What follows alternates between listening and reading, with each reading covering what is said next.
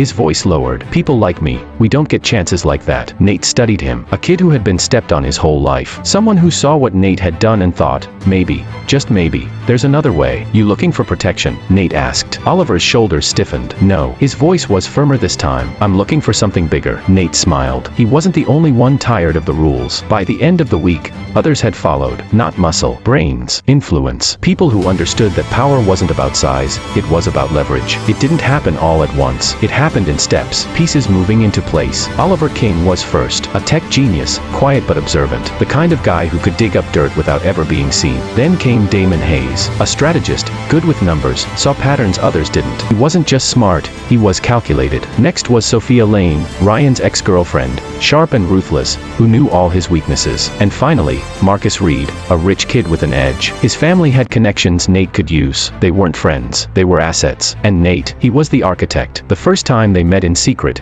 gathered in an empty classroom after hours, he looked each of them in the eye and said, "We don't fight battles, we end them before they start." And from that moment on, Harrington Academy started to shift. Not all at once, not completely, but piece by piece, move by move, it was becoming his. Few days later, in the cafeteria, Nate noticed something off for the first time. He was sitting in the cafeteria, watching the pieces of his empire fall into place. Oliver was feeding him information. Damon was handling finances. Sophia was planting rumors. Everything was running smoothly. Too smoothly. Then, he saw the security cameras. 2 were dead. They hung in the corners of the cafeteria, little red lights blinking. A silent, constant presence. But today, dark, dead. Nate frowned. A malfunction. Or maybe a system reset. No, it's too convenient. Too specific. His gut tightened. He nudged Oliver, keeping his voice low. Check the school's network. I want to know if the security system's been tampered with. Oliver frowned but nodded. On it, he reached for his laptop. And then, the cafeteria doors swung open. Mr. Daniels, the head of school security, strode in like a storm. An ex-cop,